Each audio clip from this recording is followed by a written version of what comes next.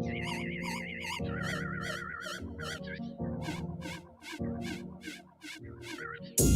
the man, nigga, fuck what you thinking. Switched up, nothing will ever be the same. Did out a couple niggas, now I'm swearing switching lanes. My whole life, they can't look at me the same. They look me in my eyes and say it's all love.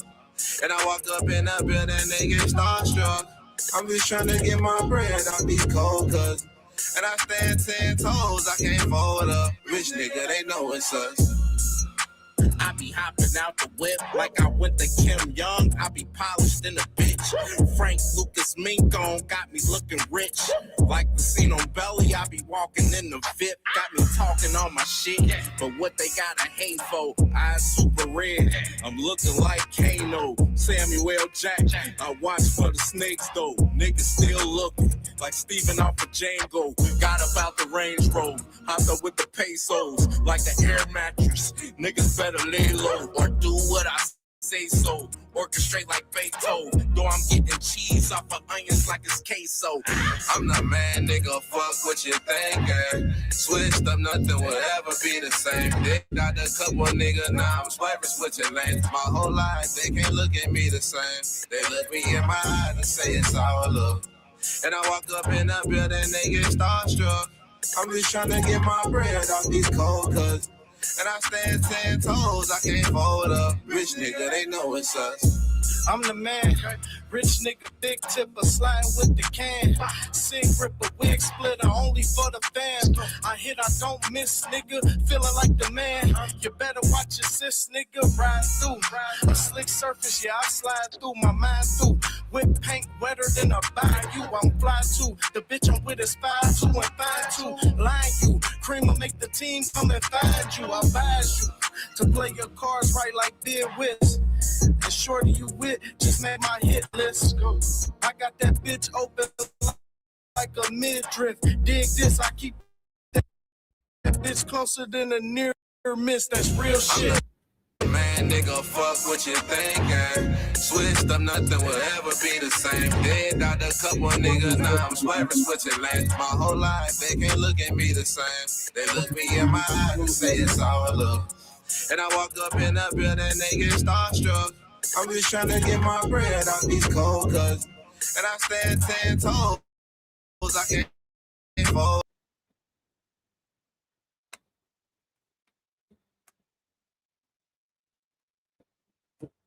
Yo, what's good? What's good? What's good, man? Y'all already know the vibes, man. My bad on the audio. We trying some little shit differently today, man, because we got to get back activated on some shit tomorrow. But we are here, man. Sorry, but not sorry. Boston Talk Wednesdays, man. Y'all already know the motherfucking vibes, man. We gonna get to it. We got a lot of shit to talk about today, man. For sure. We got a lot to talk about, man. Course, man, salute the my guys. Ding by any means, man. My brother Knockout Boxing 86 TV. Salute to my sister, Jag Queen Boxing, man. My sister, man. I call her the queen of this shit. You know what I mean? Salute to my sister, 2 Cents Boxing as well, man. And D1, William Old School, Angry White Man, Boxing Podcast, my brother Crush the Legend, man, my brother B3, all of the boxing content creators out there that's getting to it and staying active and putting in that pain and that work. It's not easy for us to come on a live, pop our shit, and address the people out there, you feel me? So definitely salute to everyone, man, for sure. And I'm gonna start with saluting my family in the building so far. So let's go and get it started. Salute to my family right here, Ring Raw Boxing Podcast, man. Make sure y'all subscribe to my family right there. And y'all heard him right there. He said, hit the thumbs up. Hit the thumbs up. Hit that like button. Hit the hype button. Subscribe to the channel if you're not subscribed, man. You know what I mean? We definitely active, man, for sure. You already know the vibes, man, for sure.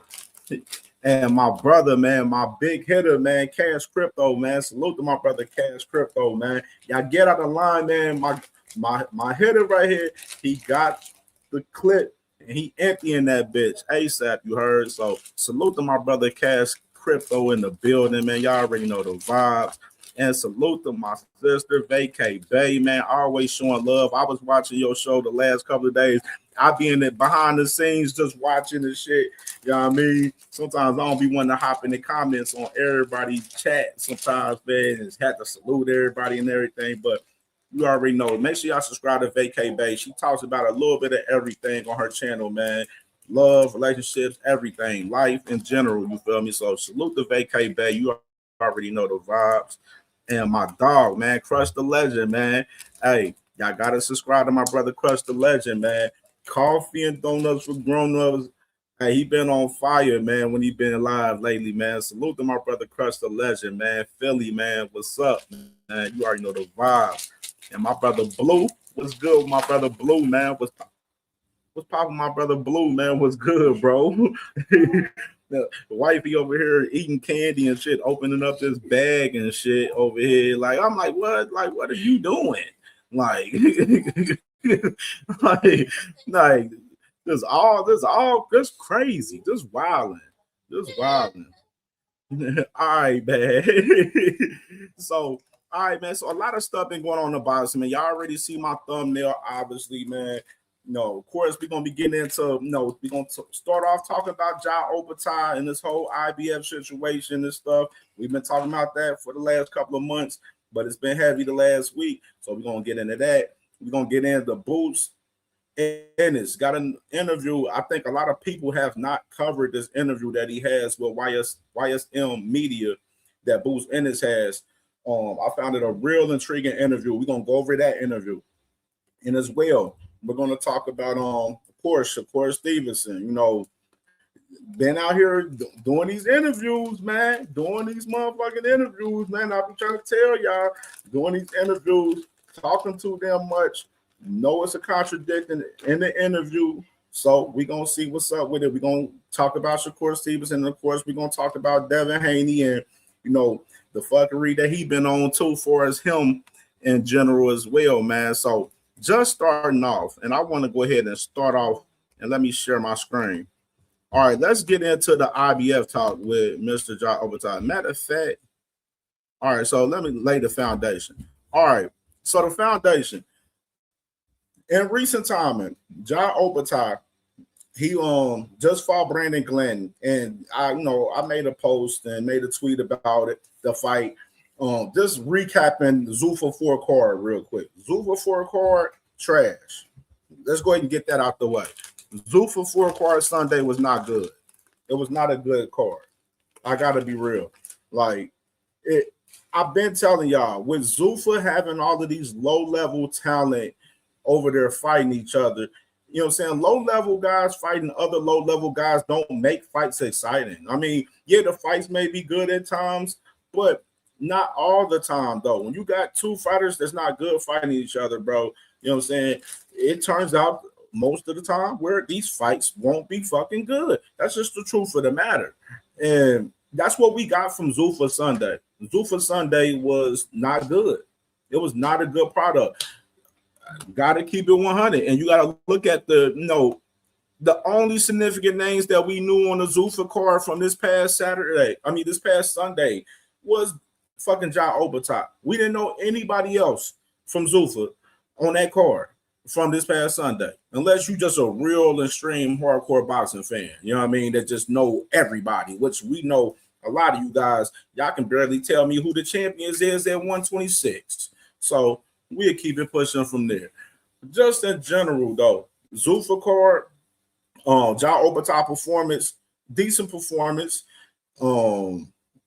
I wasn't crazy about it. I felt like he didn't push the button to get the stoppage. I think he could have stopped Brandon Glenn, in my opinion. He had a lot of opportunities, but he never took upon the opportunities to stop him. You know what I mean? And in my personal opinion, you know what I mean? I think a little bit with OPETAIA into this fight, though, with Brandon Glenn, I think that he had a lot on his mind with everything going on leading up till this. You know what I mean, in general. And of course, we talked about it with Brandon Glenn and OPETAIA, where OPETAIA, IBF, they didn't sanction the fight with Ja OPETAIA versus Brandon Glenn this past Sunday. And it just is what it is, man. At this point, we got to understand, like, the IBF, I think they pulled the move, the way they went about it last minute, I think was bullshit. I think they pulled a bad move, pulling the sanctioning from that fight in particular last minute. I think it was bullshit on their behalf. They should have did that shit a long time ago. They should have been inquiring about Zuffa. What are we doing? Are we going to be? Is this IBF title going to be on the line? Is y'all going to be pushing this IBF belt on y'all event for Ja OPETAIA, or y'all going to be pushing the Zuffa belt? Those was questions that the IBF should have got into with Zuffa and Ja OPETAIA ahead of the game. As soon as Ja signed on with Zuffa, they should have been on that type of timing in reality.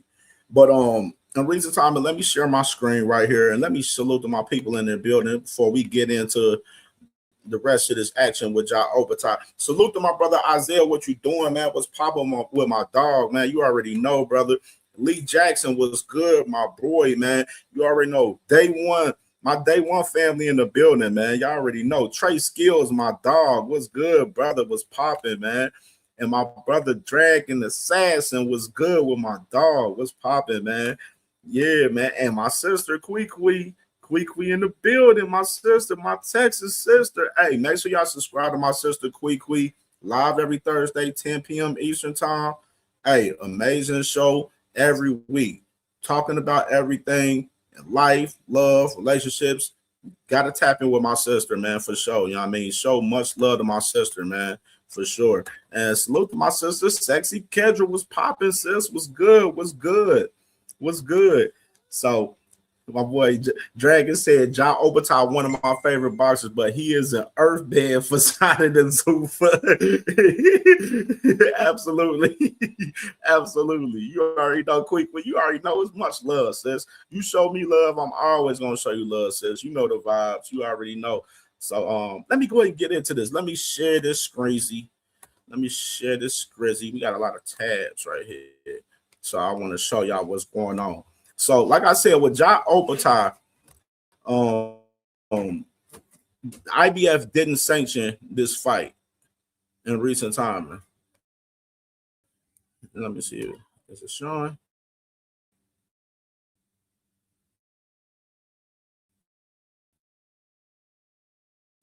All right. It must. Oh yeah. Let me do that. We got to do that. All right. Let me show this other tab real quick. Hey, that boy Isaiah, what you do?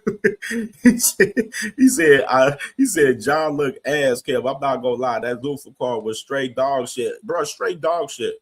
That Zuffa card was not it. It wasn't it, man. And I've been telling y'all, we're not gonna get the best fight and the best over there is Zuffa. I've been telling y'all this.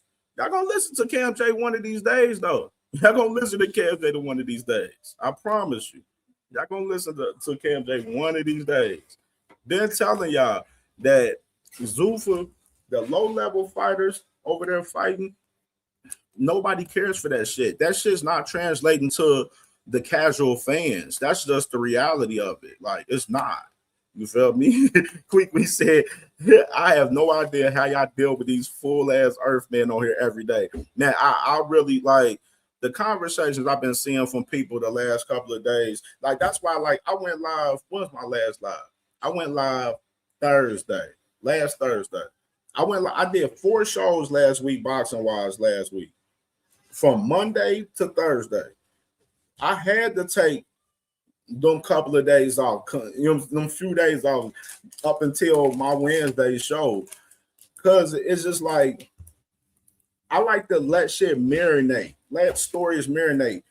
Let the content marinate in general to see how, the fans is talking, how the media is talking and everything before I rush and, jump on my opinion on, a lot of these topics. You know what I mean?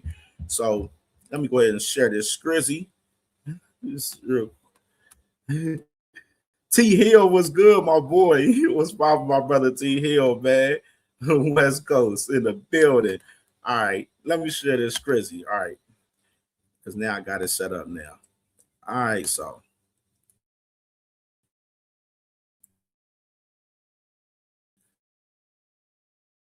here we go. Let's get into it.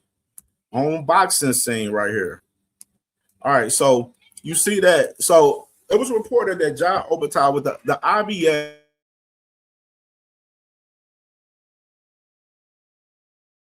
IBF, they returned money, pretty much the money for his purchase, his sanctioning fee to the IBF. The IBF returned the money right there. Scene has confirmed that the IBF will continue to look into the unbeaten Australia Southpaw's case.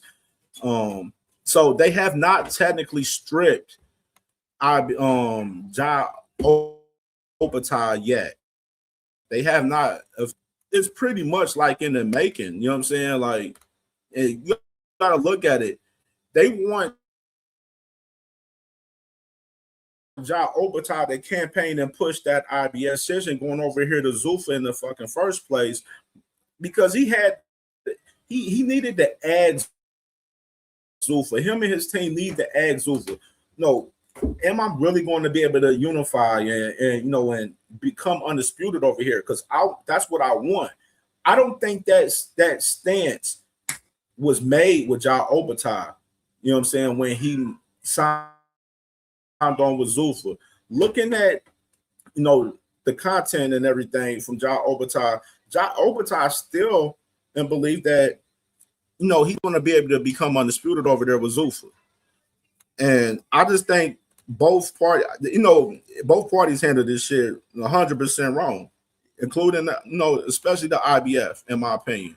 But one thing I want to do, let me do this. So that's the information right there for boxing scene from John OPETAIA. So they have not technically stripped John OPETAIA yet of his cruiserweight title. But I want to get into some of this content, which I got to get on here. Let me see. John OPETAIA. All right, so John OPETAIA. I want to show John OPETAIA from his post-fight interview. Let's show the post-fight interview.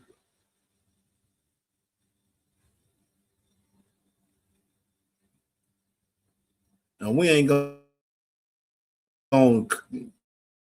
look at the whole shit, I would say. This is right. All right. Excuse the ad.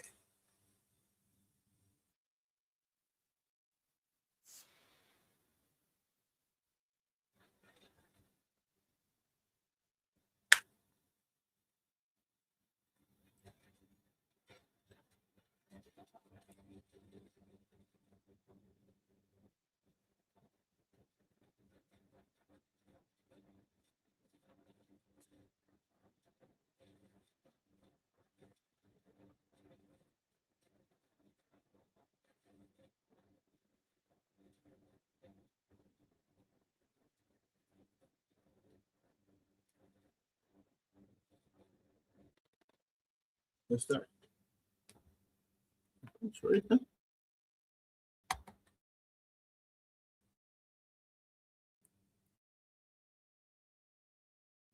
All right.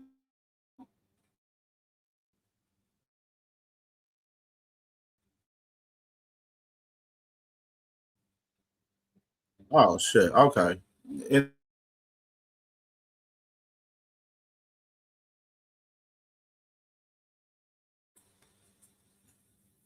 Boom.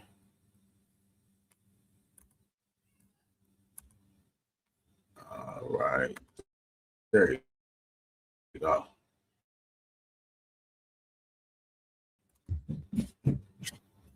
Who tried to do everything right, and yet you were able to win at every distance, long, middle, even on the inside.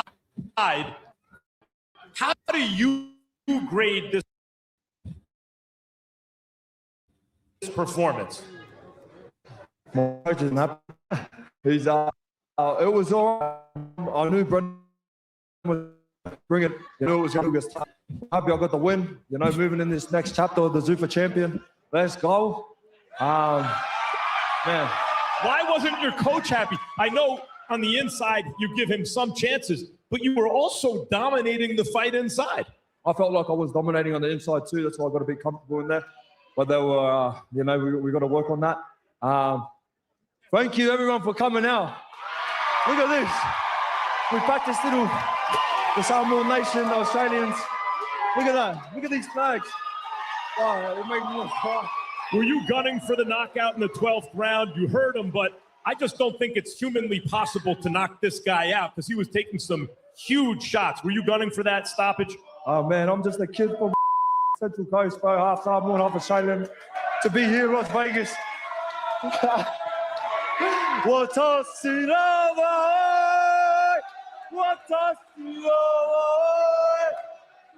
Jai.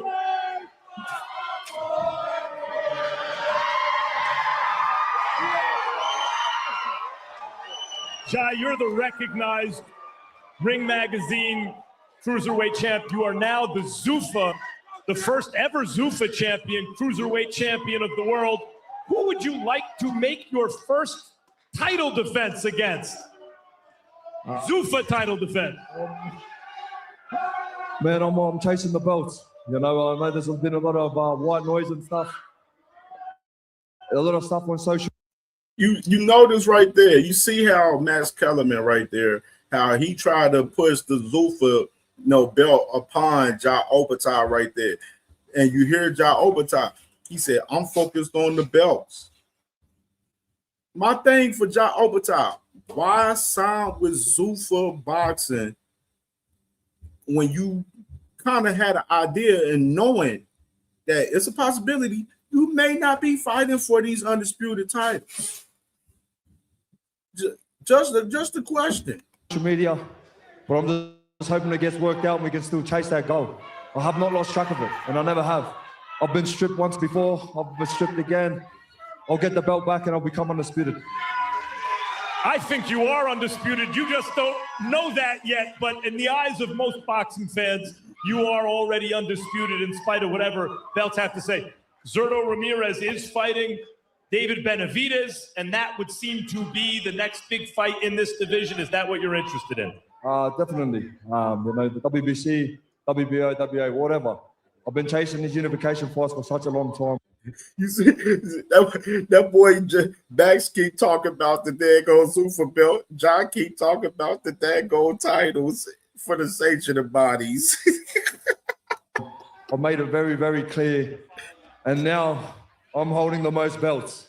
So I got 3 belts, he's got 2, and the other one's got 1. So let's get it on. Jai, finally, I know you have said in the past you don't like to clout chase and bring up some people's names. However, the cruiserweight division, the history of it is its greatest champions go up to heavyweight, Evander Holyfield, Alexander Usyk, and you are fighting to become the 3rd name mentioned with those 2. You're already in the running for that.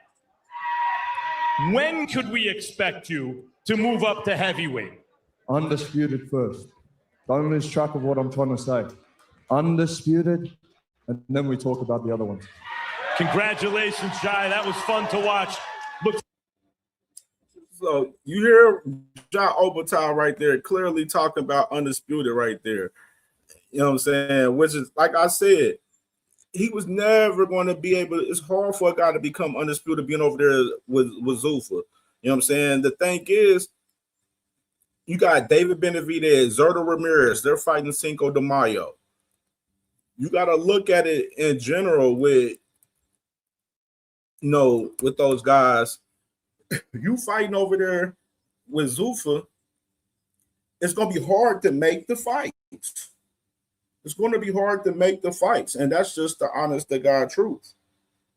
And let me have to test right there. So I wanted to get into this right here with Dana White. I want y'all to hear Dana White, because I found his interview, his post press conference was real interesting. So we're gonna get into Dana White real quick once this egg on.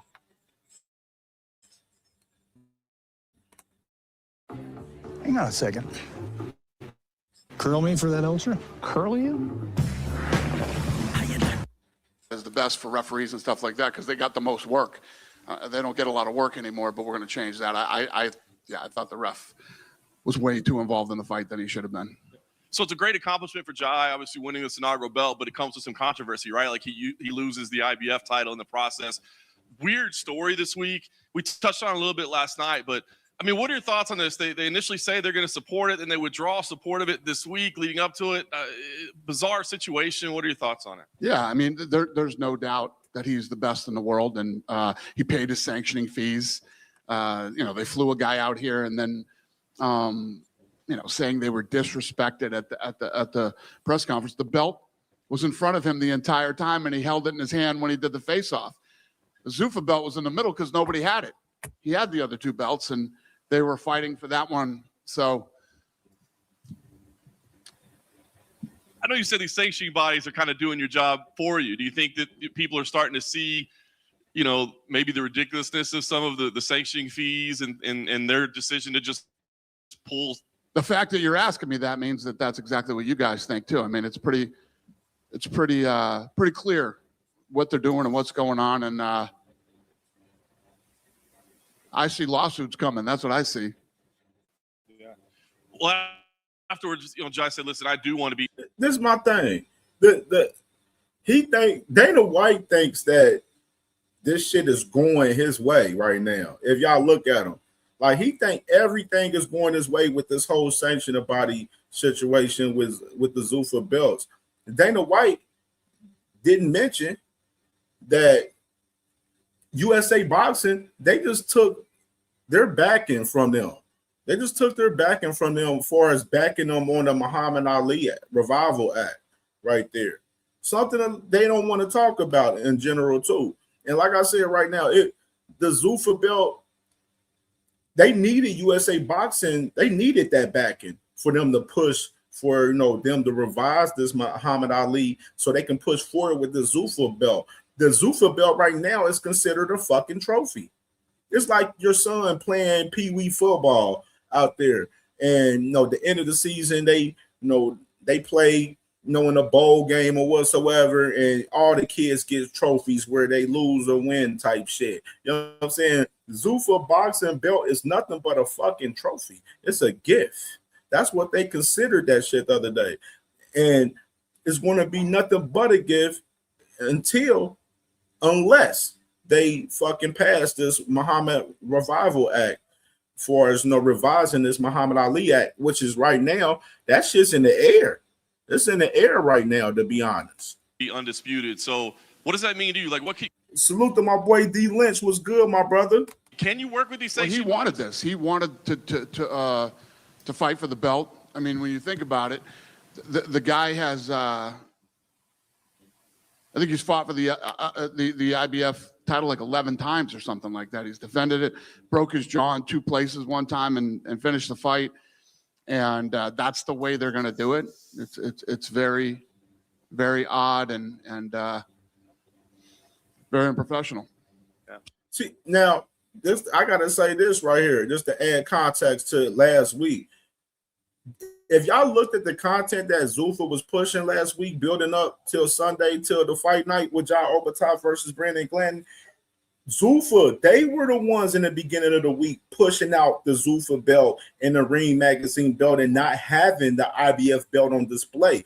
They didn't put the IBF belt on display until the conversation started growing a lot louder that they didn't have the IBF belt on display. And then the next day, you see them talk about, all belts is going to be on the line and everything and stuff. And then they try to showcase the IBF belt. They fucked up because they was pushing the Zuffa belt, talking about the Zuffa belt. If you fight for this, the best, fighting the best and all of that shit, Dana White has to take accountability in this situation too, because they were the ones pushing upon the Zuffa belt more than the IBF. And that's why we have this fucked up situation with Jai OPETAIA right now, because of them wanting to push the Zuffa belt upon the sanctioning bodies and saying fuck the sanctioning bodies. They've been on that type of timing, and they're showing it even more right now, and it's even more clear. So we'll see how this thing plays out. I know you said to wait a year to judge you to see where you stand in your evolution on this, but I mean, this was a historic night with an inaugural belt. Where do you feel like you've made progress after just 4 events compared to where you thought you'd be? Well, I think we're going to get better every single fight, you know. And then I keep telling you every time I come to we now have 22 television deals in 88 countries. So every time I come back in front of you, 22 television deals in 88 countries. Is all 88 countries willing to watch Zuffa boxing? No. A lot of these countries around the fucking world don't even know what Zuffa boxing is. Like Dana White, he's a hell of a salesman on shit for sure. But you can't sell me the bullshit. Like right now, you're selling me bullshit with Zuffa boxing. Zuffa boxing is not a good product. It's not. You know, and do another press conference. We have more countries. We have more TV deals. You know, and when you think about for these fighters to be able to get the exposure that they're going to get under Zuffa boxing, it's just, we're 4 fights in and we're second to literally none.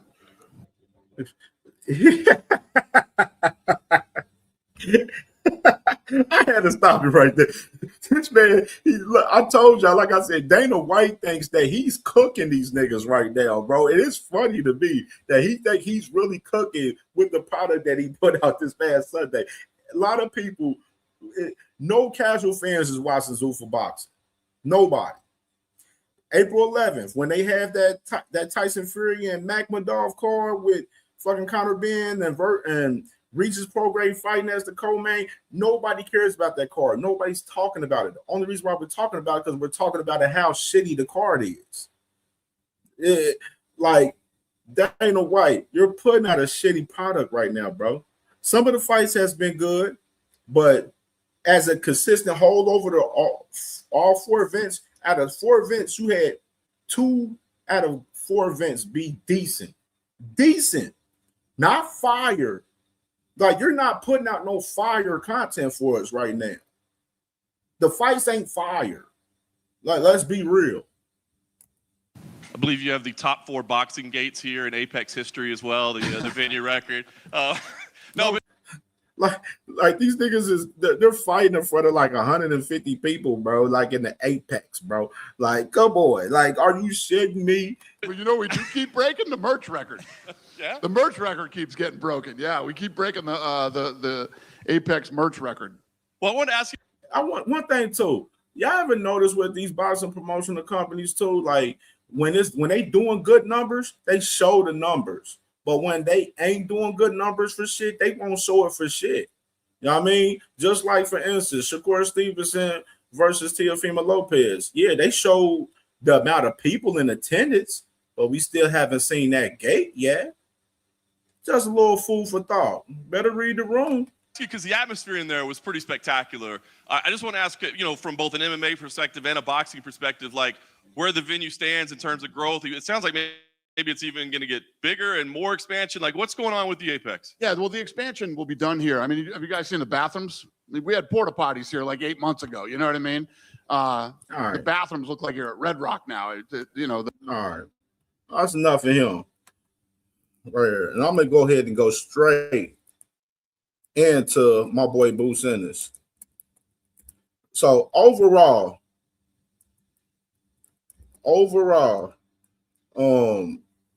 John OPETAIA, title's not, stripped from him 100% yet, but possibly on the way 100%.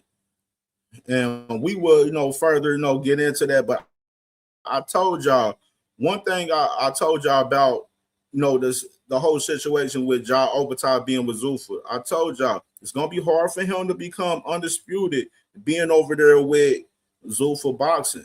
Is he gonna be able to get those fights with whoever's the champions at cruiserweight over there being with Zuffa? And that's the question that we're going to find out in due time. But me personally, if you ask me, I would tell you no. I don't think he's going to get it. So let's get into this Boo's interview. Then we're going to get into Shakur and Devin. We have not had a single claim because of the high quality job they do engineering and manufacturing the product. Alrighty.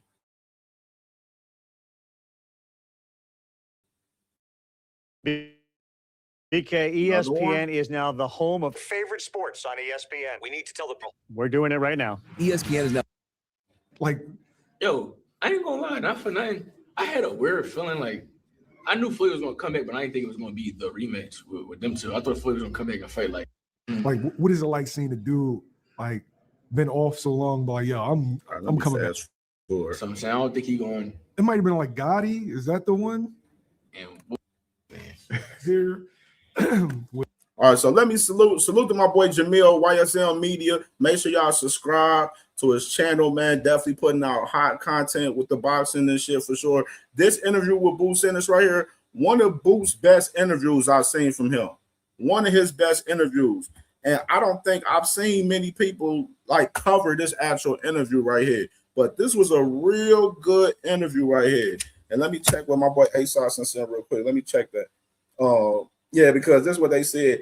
They said the fight between T.O. and Shakur has achieved a total of 250 to 350,000 pay-per-view buys without free tickets distributed. The estimated pay-per-view buys would have been around 200,000. Interesting. Interesting. Wonder why they ain't put out the number for that in particular. The crazy part, that number right there, I don't even believe that number is it, because I think that them niggas, the real number, they don't want to put out the real number. Like, I think they capping on them numbers. And notice that a lot of boxing media, like the big boxing media, they have not spoke and put out those numbers for Shakur T.O. That's the crazy part. With former youth. But this interview right here with Boots Ennis right here, this one of Boots' best interviews right here, and he gives some real detailed shit in this interview right here. I want y'all to hear this. The 5 linear welterweight champion, Jerron Ennis. Yeah. What's good? What's going on? I see you change the subject when you didn't want to admit that I'm the greatest 2K point guard ever. He says they gave away 100,000 pay-per-views. Hey, you can't make this shit up, bro. Come on, bro.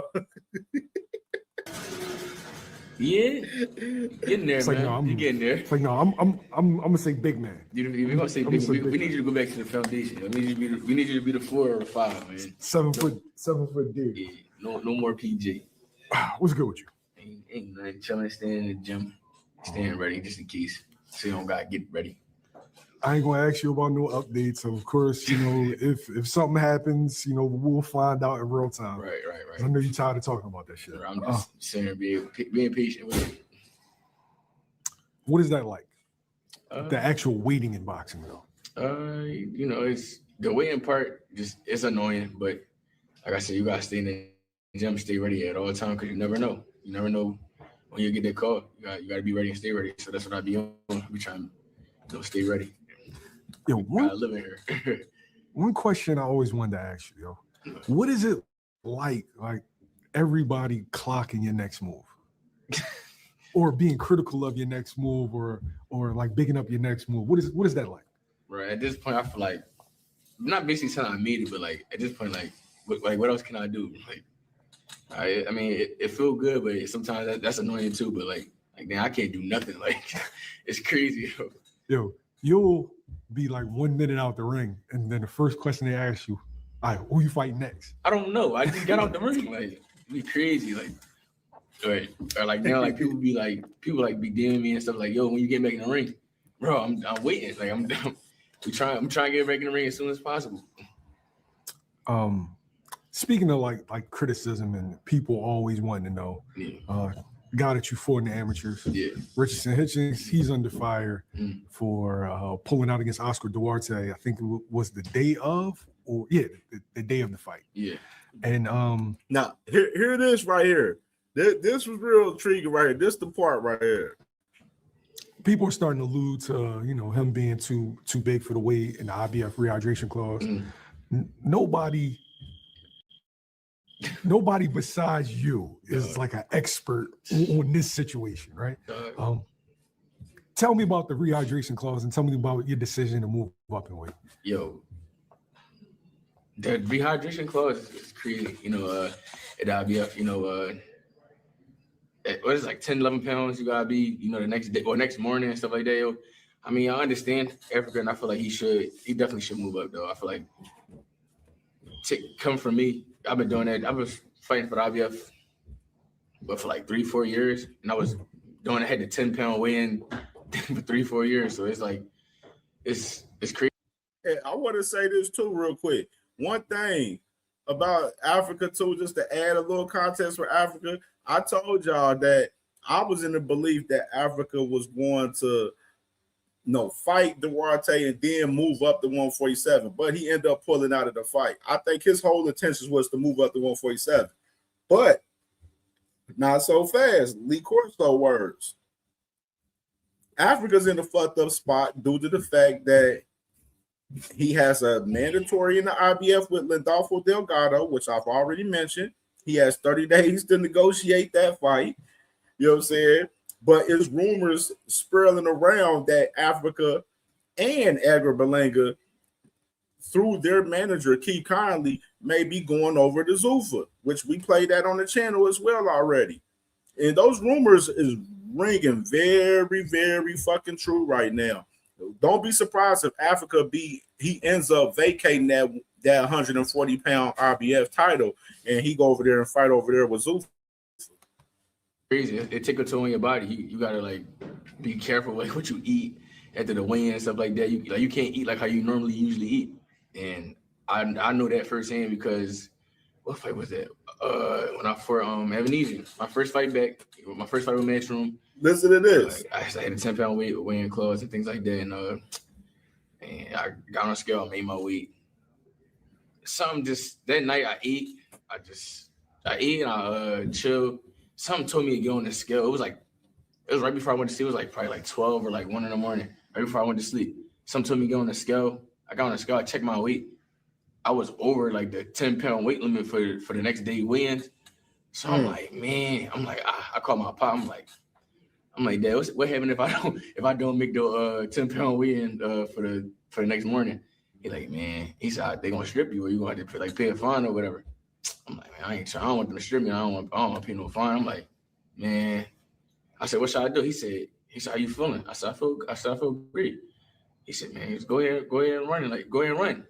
Though I ran 5 miles at like 1, 2 in the morning before my fight when I fought Evan. Yo, so, you fucking serious? I'm just, 4 or 5 miles. It was like it was 4.5 miles before my fight. Before I fought Evan, it was like 1, 2 in the morning.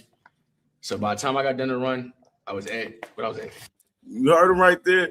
He said he had to lose weight the morning of the fight with David Evanesian, so that man had to hit the ground running before the fight in the morning, man, just to lose weight for that 10-pound IBF rehydration. 58. So I woke up in the morning. I got on the scale, I was like 56. So I made the weight, but I know firsthand with that IBF, like, yo, that it's crazy because you can't really eat like how you want to. You can't rehydrate back up how you want to. And things like that, yo. And like I said, I ran basically the day of the fight. It was like 1 or 2 in the morning. You ain't got to give me the exact number. Yeah.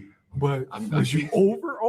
Was you over? Or was you over? Yo, I was over, and I was being super careful of what I was eating and drinking. And I don't know how I got up there like that. And I'm like, dang, that was crazy. Like that IBF, that clause is really crazy though. It's really crazy. And I see him getting a whole lot of criticism, and I guess fans don't really know what it's like to make weight, but y'all got to make weight twice. Right. So, what do you like? What is the process? Like you make weight, and then what's the first thing that Boost goes and does? But normally, or when I normally first.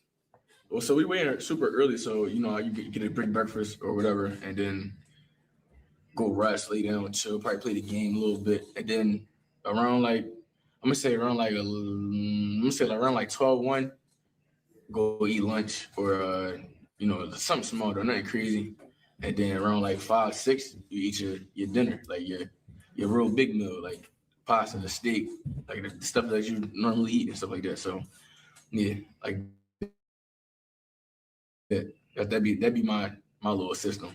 But as far as the rehydration clause, like what's the difference? Like the difference between the rehydration clause is you get on a bit of breakfast, something light, like you can't draw, like you got no waffles, no pancakes. I like you do French toast, but you can't do the whole 4 or 5. Like you got to do like 1 or 2. Like it's like weird, like yo, like. But like I definitely understand like that where you coming from. You know, I think he should move up though. He should for sure move up. I know, like I said, I don't want to keep sounding like repetitive, but I know firsthand like how it is with that rehydration clause and things like that. So y'all fought 141 in the amateurs, right? He's been at 140 for as long as you probably been at 147. Yeah. Right. Yeah. So when did you know? Was the Avenesian like the first sign? Like, yo, all right, we getting to that.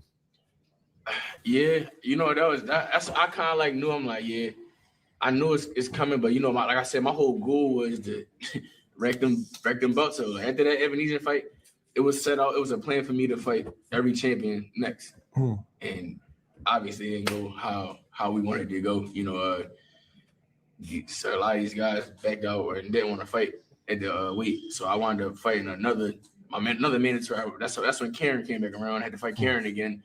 When originally I was supposed to fight, you know, for a belt. So, and then I finally got my opportunity to fight for the belt, which was the Stanionis fight. And I didn't have to do a rehydration clause because I was a unification. And I felt way better without the rehydration and the unification. And at the end of that, I'm like, I became lineal. I got a unified championship, and I was number 1 in the division anyway. I'm like, man, I might as well go ahead and move up, you know, and just be comfortable and be better, you know, in all aspects of the game. Because I feel like when you move a weight, I feel like you'll get more like, I'm gonna say like everything all around just be better, like your reflexes, your defense, your everything, like your vibe, your energy, like everything. My fight week for the 154 camp I had, fight week I was in her. I could have been sparring all week. That's how good I felt. Like, so it's definitely a big difference. You heard that boy Jerron Ennis. He talking about pretty much that, you know, moving up in weight, you know, not having to be under that IBF rehydration clause. That, you know, he feels a lot much better, like especially at 154 now. Like when he unified with Stanionis, he didn't have to fight under that clause, because when you unify and you're the IBF champion, you unify with another champion. Right there, you don't have to fight under the 10-pound rehydration clause the next day. Right there. So, you know, you see Boots Ennis, he's basically saying, like, I feel better when I was fought Stanionis because I didn't have to worry about the 10-pound rehydration clause, let alone moving up to 154. Feeling a lot more better right here. Different than I want these fighters like, yo, just trust yourself, bro. Yeah, I know you got goals and things like that. You know, at that weight class, I had the same type of goals. I wanted to be undisputed at 147, you know, but sometimes, you know, it don't go as planned. You just trust your body and listen to your body. And yeah, so I feel like if he didn't feel well, I feel like he did the right thing. Was it the test? Because I know you mentioned before you had some testing done. Was that the final straw? It was like, yeah, the nutritionist that I had, once I had got a nutritionist for the Stanley fight, and because I really wanted to. Listen to this part right here. This part was this was some shit right here. Listen to this part. Make sure I felt great and it felt good. Man, she basically was saying, like, I don't know how you was making this weight and fighting and having that energy and doing this and doing that, and you missing this, you missing that, you don't got this, you don't got that. Like man, she was like, it's a blessing. She's like, in my personal opinion, she was like, I think you like should, you know, move up a little bit and move up to next weight class so you could feel a little better. In my mind, like I said, my mind was already on it anyway, because like I said, even from that fight when I had Evanesia, I had to run the day of the fight. I'm like, man, it's crazy. So yeah, that definitely was the ticker for me right there. Is there a bigger difference between cutting weight at 21, 22 and then cutting weight at 28? I can't really tell, because I'm always in the gym, so I can't really tell, but I would say yeah. I would say yeah, because like I said, I'm getting older, and the certain things that I eat when I was younger and I try to do it now, I might blow up. That's probably it. So yeah, I would say yeah. I would say yeah. It's definitely a little different, a little harder, for sure. Is there particular fights that you learned from that you looked like, shit, he stayed at the weight class too long? What, me or yeah, just people in general? Like that certain people that you watch, certain fights that you watch that you like, damn, like, and you can see it as a fighter. For sure. There's a lot of these fighters that they stay in the weight class because, like I said, not to sound repetitive again, but they stay in the weight class because they want to meet their goals or fight this person. But yo, if you don't feel good or don't feel comfortable, like, bro, fight your weight that you want to fight that. Be comfortable with yourself, yo. And that's one thing I learned about this game. I've seen a lot of people get hurt trying to squeeze down to a weight class that they know they can't really make, but they doing it for the fans or doing it for because they a lot of money or they doing it for it's a belt online, bro. If you don't feel good and you don't want to fight, not saying don't want to fight. If you don't feel good and you don't feel your best, bro, just move up. Just move up, and it's always gonna be another opportunity. It's always gonna be a bigger name, a bigger stage, at the next weight class. So just like I said, just be you and do you. Right there, yeah. So I'm gonna end that one right there. So right there with Boots Ennis right there, man. Boots Ennis, basically, advice to Mr. Africa, Richardson Hitchens, move up to 147, fight at your weight, be comfortable. You know what I'm saying? We've been having a conversation with a lot of these fighters, man, over the years, where a lot of these fighters, they're not fighting at their natural weight class.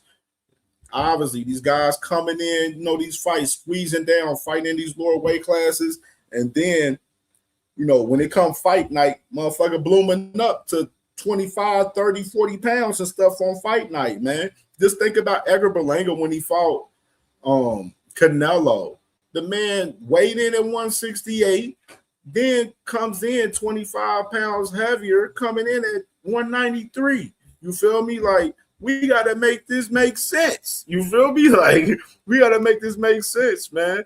And I know my question is, what's next for Boots? That's my question. What is next for Boots Ennis? Because right there, just like I mentioned before, that great interview right there from my boy Jamil from YSM and Boots right there. One of Boots' best interviews. Boots does interviews with YSM, of course, he in Philly and everything, so it makes sense for him, to do those, interviews with him. He's most comfortable there. My boy Cash Crypto said Boots top 3 pound for pound, in my opinion. If you know. Hey, I ain't even mad at you, brother. I think Boots is definitely a pound for pound fighter. I mean, and it's guys avoiding him right now for him to show the greatness. You know what I'm saying? Boots needs that defining fight to really put him on. You know what I'm saying? He hasn't had that fight yet, which is, you got these guys out here saying Boots ain't fought nobody, he ain't did shit in the sport and everything. Well, it's kind of hard from when I'm fighting at 147 and 154 and a lot of people's dodging me and avoiding me. Like, come on, we got fucking Virgil Ortiz Jr. having a whole lawsuit right now with his damn promotional company. You know what I'm saying? Because these guys know they can't beat me. they know they can't beat me, and they know that it's gonna be a check that they ass can't fucking cash when it comes up to fighting Boots Ennis. They know that. You feel me? And salute to my boy No More Sleepwalking, man. What's good with my boy, man? And my boy Sean Burton said Boots. Yeah, my boy Dragon said Boots is my second favorite fighter after Tank right there. And then Cash Crypto, Benavidez, Tank, Boots, and whatever order right there. Whatever order. And that, hey, real shit. David Benavidez, the new face of Mexican boxing. The new face. When I swear, when Boots get that opportunity to fight a Virgil or fight one of those names at 154, he gonna make a motherfucker pay for that shit. I promise you. Like, we all know Boots is really the goods. By the eye test and everything we've seen from Boots leading up to now, we know Boots is really that deal. You know what I mean? We just wanted him to have that fight to where he can show it, where he can, you know what I'm saying, where he can show his full greatness. And a lot of these guys are scared to fight Boots and allow him to show his greatness. Cornelius Burner was good, bro. Was popping, brother. Was popping.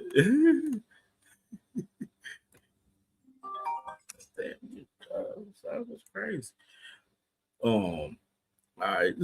Cornelius, he said that Hannibal said Norman Jr. was one when Haney fought him, when Boots was unified. I don't see Hannibal's a dickhead. Let's go ahead and call that. Hannibal's a dickhead. He's a Devin Haney dick eater.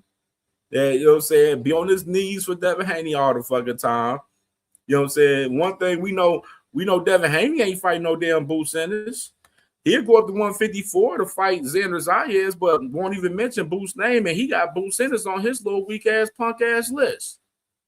Like, let's make this make sense.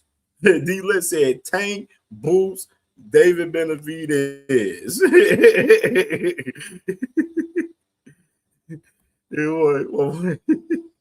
Salaza. Salute to my boy Salaza. He said Boots is putting it down, fam. Salute CamJNetwork. Haney will prove everyone wrong, and he will become that man. Boots is a monster. We will see. We will see. So let's go ahead and get into some of this other fuckery. Now, I will say this. All right, but just before we get off of Boots real quick, Eddie Hearn came out and said that, you know, they're looking at Xander Zayas, they're looking at Josh Kelly, they're looking at Jamel Charlo for Boots Ennis. And I want to say this in particular. I wanted to say this badly. Boots Ennis need to press Eddie Hearn to do his fucking job right now. We need Boots Ennis pressing Eddie Hearn. Tell him, yo, make that push for my mandatory with Xander Zayas. Let's get Xander. Josh Kelly, no, you're not about to hold Josh Kelly away and protect him like you did with Conor Benn. No, you got to give Josh Kelly up. We need that strap. We need Boots Ennis applying pressure on Eddie Hearn. It's time. It's time for that now. Like, Boots Ennis should be tired of the bullshit, and he should be wanting to get to work. And he got to push Eddie Hearn and get on his helmet to do so. Like, it's really fucking. It should be no reason why fucking Josh Kelly shouldn't be fighting fighting Boots Ennis. Shouldn't be no reason. Josh Kelly is under Matchroom. Fucking Boots Ennis is the best fighter on Matchroom staple right now. Out of all the fighters they got on Matchroom, Boots Ennis is the best on that staple right now. It should be no reason why Eddie Hearn should not be giving up Josh Kelly to Boots Ennis. No reason at all. We just seen Eddie Hearn protect Conor Benn from Boots Ennis the whole entire time being at 147 since Boots been over there with Matchroom. The whole entire time. No more protection. We need Josh Kelly. That's what Boots Ennis should be putting on his motherfucking helmet right now. Get on their helmet, force Eddie Hearn to do his fucking job. And if Eddie can't do his fucking job, you need to move on and go somewhere else with your business, bro. That's just the flat out fucking fact of the matter. Like, we need Boots Ennis to press Eddie Hearn. Eddie Hearn need to be, don't be trying to keep Josh. If Josh Kelly ain't fighting Xander, he need to be fighting fucking Boots. Eddie Hearn got to stop protecting them UK motherfuckers for a guy like Boots Ennis, man. Boots Ennis need to be displayed. If Eddie Hearn is saying that he's going to make Boots Ennis into a star and shit, and he's going to make him as, you know, one of the faces of boxing, well, Eddie Hearn, you got to give up Josh Kelly. Got to give up Josh Kelly. No more, nothing less. Josh Kelly shouldn't even be a talk. Josh Kelly talking about he got options. No, the fuck you don't got no fucking options. Josh Kelly acting like he the A-side over Xander Zayas right now. Nigga, you got one strap. Xander got two. You talking about, oh, all these guys was fight. They were scared to fight Bakram, but I came to fight Bakram. Well, shit. First time when y'all was in negotiations, you declined to fight Bakram. It took a fucking year after y'all basically waited a little bit longer on that Baccarat fight because Baccarat was inactive. His ass didn't fight for a year and a couple months going into the fight with Josh Kelly. Like, we got to understand that some of these situations with some of these fighters too, bro, that, you know, some of these fighters are very strategic. They would stall out negotiations with a fighter just to have an advantage and shit, especially if that fighter ain't fought in a while. We seen it first person in 4K with Bud Crawford, how he did Earl Spence. We seen that shit first person right there. You know what I mean? So, like I said before, there's no reason why Eddie Hearn should not be giving up Josh Kelly to Bruce Ennis. Bruce Ennis should be either fighting Xander Zayas for those 2 straps, because he is the interim champion for the WBA. So it's time to push that position on that shit and push upon Xander Zayas and force that shit on Top Rank to duck fucking Bruce Ennis. Because me personally, I don't think Top Rank want Xander to fight Bruce Ennis right now currently. That's my personal opinion. Do I think Xander's scared of the fight? No, I don't think Xander's scared to fight any of these guys. But we got to realize it don't be the fighters, it be their team. Just like with, for example, Albert Bell, Shakur Stevenson at 130. When Shakur Stevenson was champion at 130, Top Rank was trying to get Albert Bell to fight, Shakur Stevenson. Albert Bell, he accepted. Shakur Stevenson team declined. We ran that content on the channel. It's all on the channel, for sure. Like, it may not be Shakur Stevenson not wanting to fight Albert Bell. It was his team. Josh Dubin and fucking Jay Prince. They didn't want fucking Shakur to fight Albert Bell, a 6'1", rangy, long guy with a long reach that can box. They didn't want that type of issues at that fucking time. You know what I mean? That's a pure fucking fact. You know what I mean? But like I said before, no reason for Eddie Hearn to continue to protect his UK fighters from Bruce Ennis. Josh Kelly, send his ass over to Bruce Ennis and get his ass packed up, Eddie Hearn. If you pushing Bruce Ennis to be the face of the sport, you got to offer up Josh Kelly, flat out. And that's just the fucking fact of the matter right there. Let me read some of these comments before we get into the Shakur topic, because we only got a handful of topics tonight. Let me see this real quick. Let's see this shit. Yeah, my boy Cash Crypto, he said, lay Kelly on the offering altar. He fooled. Facts. Lay him on the table and let motherfucking Boost eat. Let him eat, bro. It's time for Bruce Ennis to make his mark in this shit. And if he gonna make his mark in this shit, it's about getting those titles. You know what I'm saying? Because once he get that, what is the IBF title? He get the IBF title from Josh Kelly. Shit, all the champions don't have no choice but to fight his ass after that. Yeah, my boy Dodge, salute to my boy Dodge in the building. He said Josh Kelly isn't next. The UK fans will turn on Eddie, and he more loyal than them. See, that's the fucked up part right there. That's the fucked up part. Eddie Hearn has to understand that with Bruce Ennis, that's your biggest star in the staple. We don't give a fuck about Josh Kelly. The UK motherfuckers do, but the whole entire boxing culture don't give a fuck about Josh Kelly. We give a fuck about Bruce Ennis. So feed Josh Kelly as the Bruce Ennis, or had Josh Kelly fight Xander, and Xander beat Josh Kelly, and then push Bruce Ennis on Xander to fight for 3 titles. Either or, in that order. Like, it needs to be straight like that. Yeah, you know it, man. That's the problem, though, Dodger. That's our problem, bro.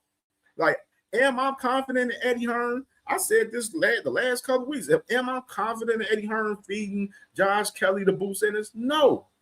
But like I said, it's for Bruce Ennis to push to Eddie Hearn and say, feed me Josh Kelly. Bruce Ennis got to get on fucking Eddie Hearn's helmet and make him give up Josh Kelly and give up that strap. That's what Bruce Ennis got to do right now. He got to push the button on them. Bruce Ennis can't sit back there and just be all calm and collective and, just want to sit back and chill and just talk. Nah, you need to push that shit on Eddie Hearn. Eddie Hearn to get that damn fight. You know what I'm saying? Like that's just the fact of the matter. OTB was good, brother. It was good, man. I was watching the playback of your show last night, man. Good show last night too, brother. Good show with you and Mark Nash, man. Yeah, Salvador. He said Kelly gets knocked out cold. Facts plus tax. Facts plus tax. Yeah, he said, my boy D-Lin said, true that, Cam, true that. That's my boy. He said, Salvador said, Boots versus Crawford will forever be the fight that should have happened. Facts plus tax. We'll never see that one, though. And Bud know what's up with Boots Ennis. He said, Kelly deserves the hometown fight as a champion. He fought Bagra. That's the thing. Kelly's negotiating with Xander right now. And last week I showed the content with that. Xander, they got TV ready, venue ready, date ready for everything for the fight with Xander and Josh Kelly. Josh Kelly pump faking, talking about, oh man, y'all don't got no TV deal. Top Rank don't got no TV deal. Brother, have you seen Top Rank? Fucking Xander just had a fight with a basketball rule unification just now, bro, and they aired this shit. You know what I mean? TV's not an issue. It's about you putting that shit on the line. Josh Kelly on here doing too much talking. A lot of this talking, but not enough action for Josh Kelly. And I mean, the thing is too, even just to add that too, add context to that. Josh Kelly, he said him and Eddie Hearn, they was the ones that said that they were signed on to fight Boots Ennis if Boots Ennis doesn't fight Virgil Ortiz if they was to beat Bakram. And then after that, they changed their whole damn tune. After that, they talk about we got options. Who's the options? Like, that's what I want to know. Who is their options? Let me see. El Rayo get fed to Gary fresh off a title. Yeah, PBC a little bit. They built a little bit different. PBC built a little different, man. They don't have no problem with putting their guys in there.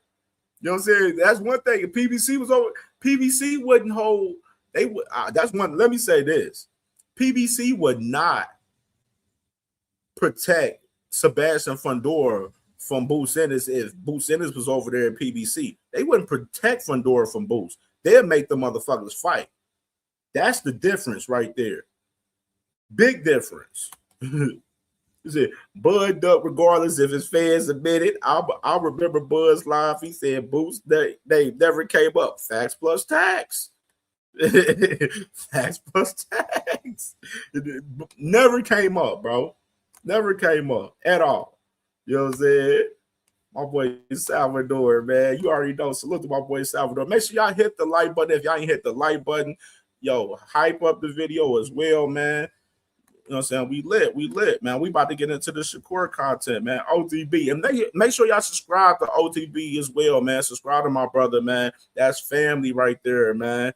You already know Cincinnati shit, man. You already know the vibes. Ohio definitely does run boxing. All right, let me go ahead and get this Shakur shit real quick. Because I got a couple of clips I want to play from Mr. Shakur Stevenson, man. Dude been on some. He contradicted himself once again. Like I keep telling y'all about these fighters, man.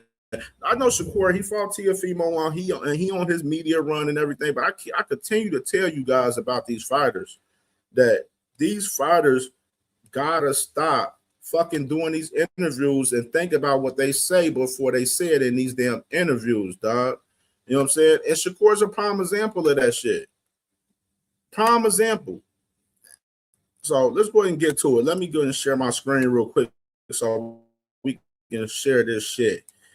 And fight that I would think that would generate the most amount of interest at 135 would be Tank. Now I know Tank's got some legal issues now, and I don't know what his status is currently. I would love for it to happen, but the way that he went on like social media and kind of like bashed me in a way to where it's like he made it seem like I need him. I just feel disrespected about it because at the end of the day, I'm a grown man. I make my own money. I'm living a spectacular life. I don't need nobody. If he feels as though I need him and if it's that kind of stuff, then it's like whatever. I'm not in need. Yo, you got Shakur Stevenson right there, bro. Talk about, oh, he feel like I need him. I make my own money. I do my own thing. Why he feel like I need him?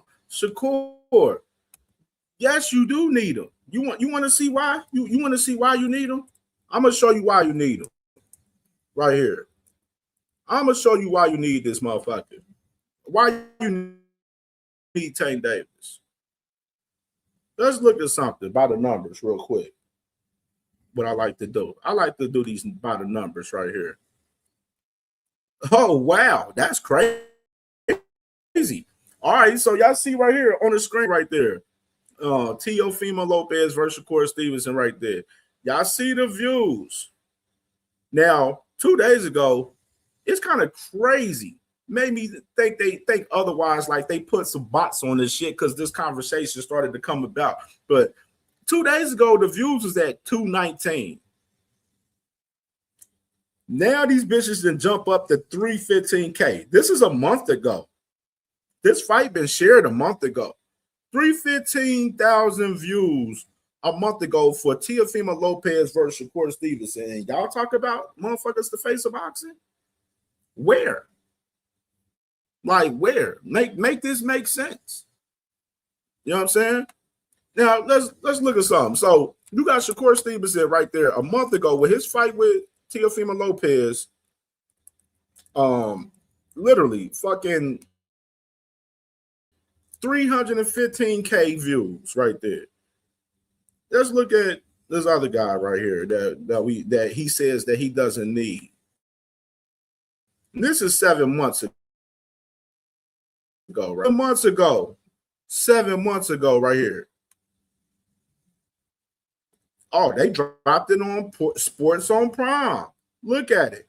1.2 million views about a year ago on Sports on Prime. Sports on Prime, they don't even have over 1 million subscribers on their fucking channel right now. You know what I mean? 1.2 million right there. 2 months ago, PBC dropped the Lamont Roach and Tank fight again. Look at it. 2 months ago, 1.3 million views 2 months ago from Tank Davis and Lamont Roach right there. And you say that you don't need him? This is just a short clip right here from a year ago right here. A 3-minute short clip right here where you got 5 short clip from Tank and Tank and Roach right here. And you got Shakur Stevenson out here talking about he don't need Tank Davis. Everyone needs a dance partner to become a star, Mr. Shakur Stevenson.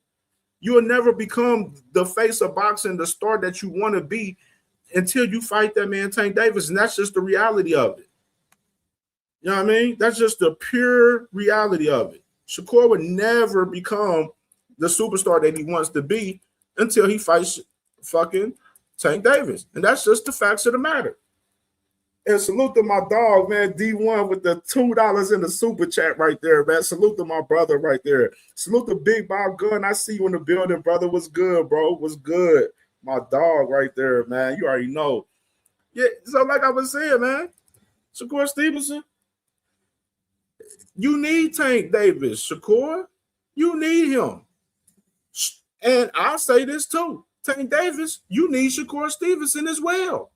You need him too, brother, because at the end of the day, both guys, if they was to never fight each other, they're always going to get asked about why they didn't fight each other for the rest of their lives. You know what I mean? And that's just the truth of the matter. Now, we want to break it down in particular. Who needs who more? Shakur Stevenson needs Tank Davis more than Tank Davis needs Shakur Stevenson. Tank Davis can go out there and fight a slew of fights out there right now. He don't have to fucking bow down and fight a Shakur Stevenson. That's just the real reality of the fact of the matter. But he had to, in my opinion, yes, Tank got to fight that man. You got to see that man, Shakur Stevenson. Got to. Like in my order, if it was up to me, I would be Pitbull, Roach, then Shakur. In that order. That's my order right there. And I want to show this little clip because the man was on Carmelo Anthony too the other day. Hold on, let me pull this shit. Let me type it in.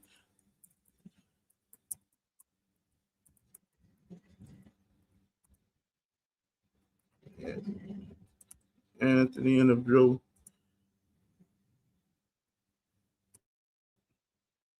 Because I don't want to view the whole thing. That boy was wilding in this shit too. All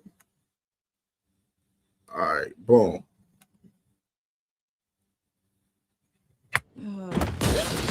Scrub Daddy? I'm Aaron, but here's your daddy.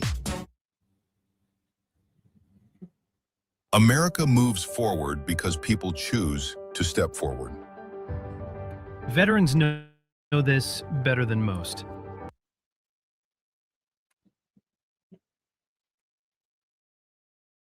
All right. When you, Tank, and Devin Haney, when y'all was all kind of coming up at the same time, like it just felt like y'all was a big three at that moment.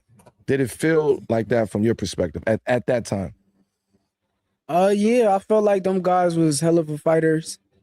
Through the years, I done gave these guys credit, but when it really come down to it, I always knew I'm the one. Mm-hmm. Like I always knew, and I feel like deep down, like they probably won't say it, but they know.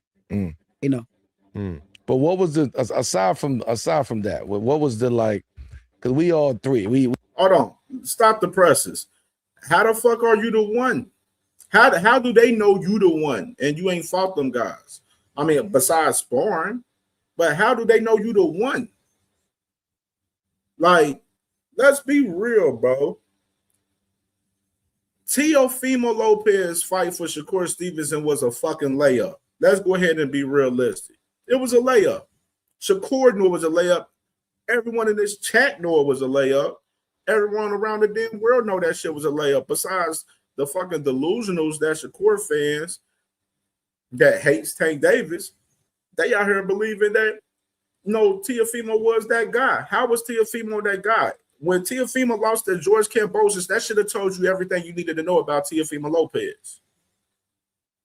Just saying. We all coming through together. We, you know what I mean? We all. And I remember that boy Shakur Stevenson. He was begging to fight George Kambosos too. Not last year. He was begging to fight George Kambosos too. And now we basically the next three young niggas who's part of this resurgence of young talent coming in the game at the same time. Was it we were close, or was it, man, you do your thing with some sub? All right, cool. Like, what was the dynamics between the three, or was it too competitive amongst the three? I think that it was cool at certain times, but deep down, everybody know as a competitor, it's only so cool it can get. Because we gonna have to face each other. So, copy. Truthfully, it was cool at times, but yeah, at the beginning. Hey, Cash Crypto, that name is crazy. Kerbosis is crazy. That is insane, bro. In sports and rap, there's always talks of big three, obviously. Boxing, Melo came in with a big three in his draft class, his rap big threes, all that type of stuff. A lot of that stuff is shaped by narrative. Mm-hmm. A lot of the narratives that came into your career, came into this last fight. Do you think some of that stuff that was said about you was Kerbosis is insane, dog. Stop it. Proceed, man. Was fair, or how do you hell no. How do you think it affected you? You know hell what I mean? no. I mean, I think everything happened for a reason. Yeah. So like it happened the way that it was supposed to happen. And if I had to do it all over again, I would do the same thing again. But was it fair? Nah, I'm a fighter at the end of the day, and I got painted images as. Hey, I like that you said that sassy character right there. Talk about it ain't no big three. This is my thing, Shakur. You literally came out, you took pictures with the man Tank Davis after he fought Rolly, and then start talking about that Tank can't beat you. That's why y'all not cool. Because you jumped out the window. You know what I'm saying? And be like, oh, Tank can't beat me. You know what I'm saying? Had your chance to fight him in 2024. You had your chance. You blew it. You want to know why you blew it? Because you wanted to fight Joe Cordina. That's why. You wasn't ready to fight Tank Davis in 2024. Your team knew it. Shakur knows it. And you look at how he's moving right now with the fights that he's trying to do. The man trying to fight Tank leftovers and Ryan Garcia and Pitbull Cruz.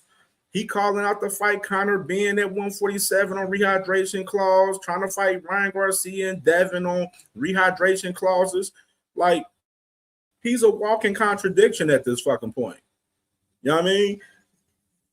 Him saying that he don't need Tank Davis when we're looking at your views clearly on your fight and be like, nigga, you can't even crack a meal with Teofimo. You can't even crack 500K with Teofimo Lopez. And you don't need Tank Davis? Miss me with the bullshit. It's like a and I'm not built like that. So like I don't know how like who painted that image? When I got in the ring and I fought with one hand is when everything started. That's when social media kind of took it as like, oh, he was running, he was scared. No, I actually Nakathila. It wasn't just Edwin De Los Santos. Nakathila performance. Continue. Got in the ring, one hand in there, and came out victorious. But real boxers, real people, fans of you in the sport, and but it's people out there that really painted an image as if like you'll see the memes, they got a meme of me like I'm running and shit. Like, but like, come on, it's the memes, it's memes, it's memes. You know what it is. That's the bullshit. The memes is the memes. No bullshit though. Like they got them shits, and it's like they painted an image as if like I'm not who I am, but I know who I am. So it's like okay. Which is why that moment in Madison Square Garden was so pivotal. I've been turning it up ever since. Do you ever think we'll see you in Tank? Realistically. Man, I ain't gonna lie. I'm gonna keep it 100 with y'all. I don't really like talking about him. Yeah. Cause like the way that he like it's crazy. When Shakur Stevenson was on Aiden Ross and they asked him about, and Aiden Ross asked him about Tank, he literally went away from the question. It took for Shakur Stevenson to get on Joe Rogan and get on Carmelo Anthony for them to ask him about Tank, and then the man start back talking about Tank Davis. Y'all better read the room in this shit. And notice the fact that look at the platforms that Shakur Stevenson is on. Like you see that he's on Carmelo Anthony, safe space for him. You see that he's on Joe Rogan, safe space for him. Hassan with Twitter Spaces, safe space for him. I mean, a lot of these fighters do it. They're going to interview with who they feel comfortable, which is 100%. That's cool. You know what I'm saying? But sometimes you want to see some of these athletes or, entertainers, you want to see them in an interview where they get a little pushback, where they go on an interview with somebody like Clarissa did the other day. Her going on Nightcap the other day, even though that interview was fucking nasty work. She went and challenged, all right, let me go ahead and challenge motherfucking Shannon Sharp. You feel me? You know what I mean? So you see that in particular. But notice that the platforms that Shakur does his interviews is all the platforms that Bud Crawford been on. Very intriguing. He moved. Nanogram was good. Thankfather was good. I really don't like speaking on him, but like if same thing that fighting perspective. Same thing that I said with Tio. If anybody got issues with me or feel some type of way about me, you could come see me on Fight Night and resolve every issue that you got. Yeah. I stand by that with anybody. But keeping it boxing. That's boxing. No, I'm just saying. That's not boxing? Yeah, no, I love it. No, you got to do what you got to do. Right, like. I just want to see. I want to know. I'm just asking realistically. Where we see me on Fight Night and resolve every issue that you got. Yeah. I stand by that with anybody. But keeping it boxing. That's boxing. No, I'm just saying. That's not boxing? Yeah, no, I love it. No, you got to do what you got to do. Right, like. I just want to see. I want to know. I'm just asking realistically. will we ever see y'all two in the ring? However way it get there, will we ever see that match? I would love it. Tank got to stand on straight and narrow too, man. I would love it. My son gotta, you know what I mean? He gotta get on path. I would love it. But at the end of the day, once again, if somebody says they never gonna fight me, then you can't rely. Yeah, you gotta move on. Fuck you. I don't need you, gotta bro. move on. Simple.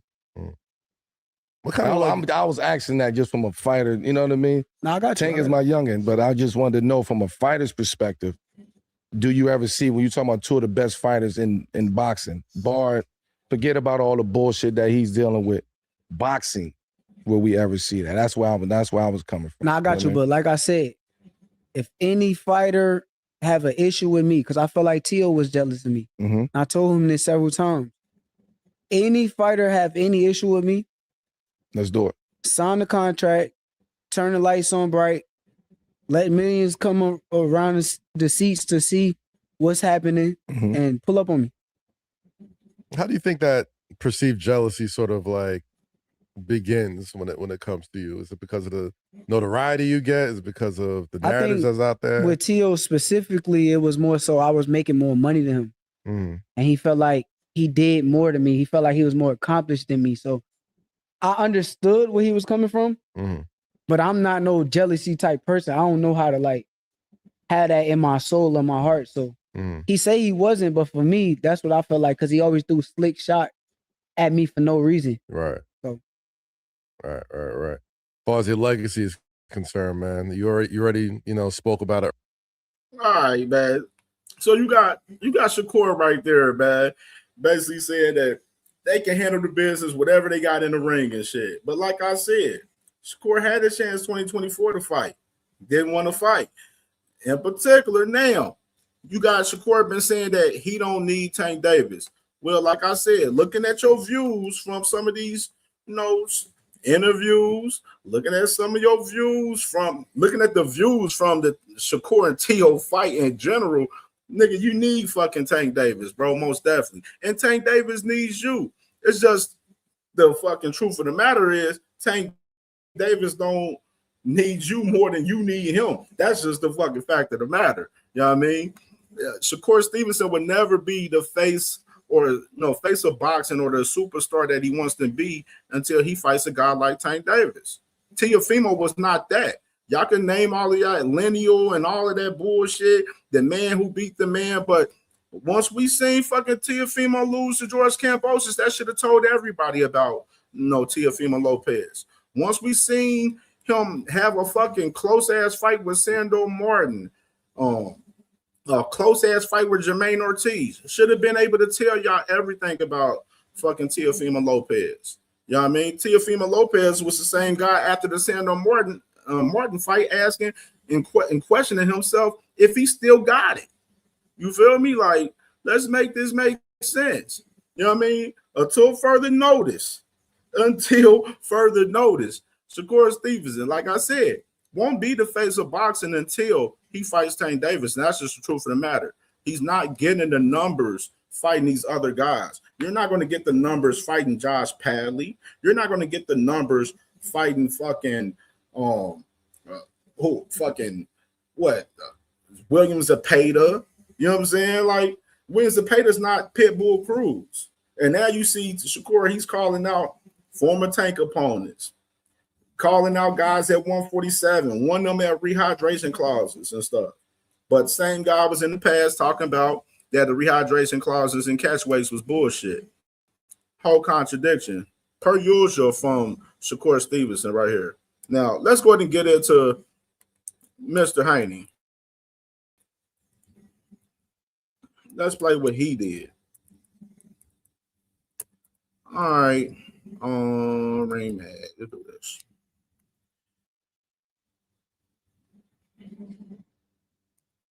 Let me do this. All right, yeah, there we go. All right. Let me scroll down. I just want that short clip. There we go.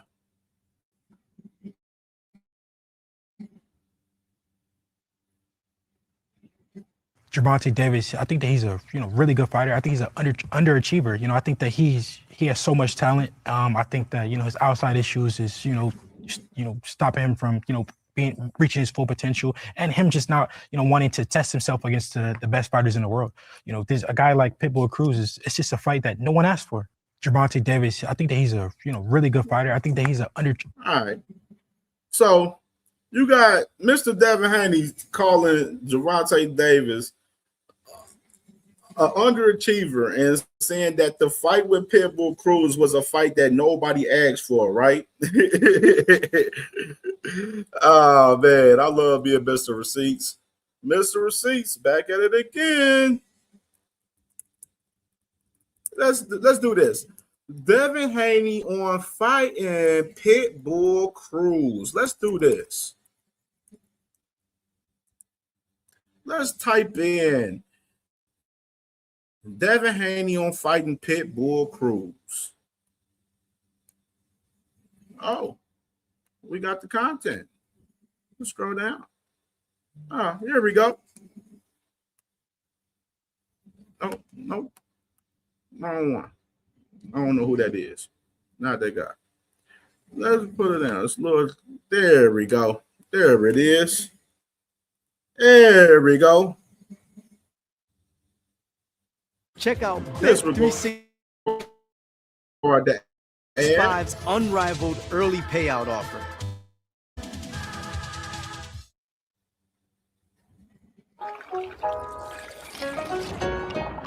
Cut water. Let me fast forward. I know exactly where it's at.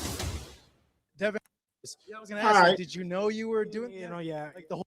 All right, listen to this clearly right here. Listen to this clearly right here.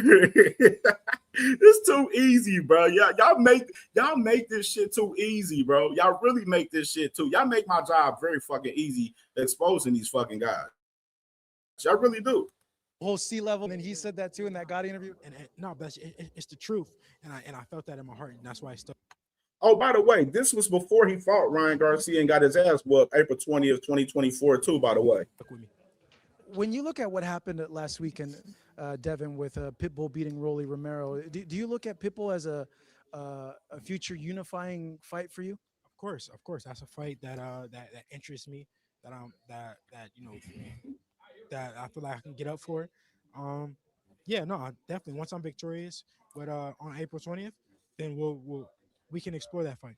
Honest thoughts about how Pitbull looked against Rolly and.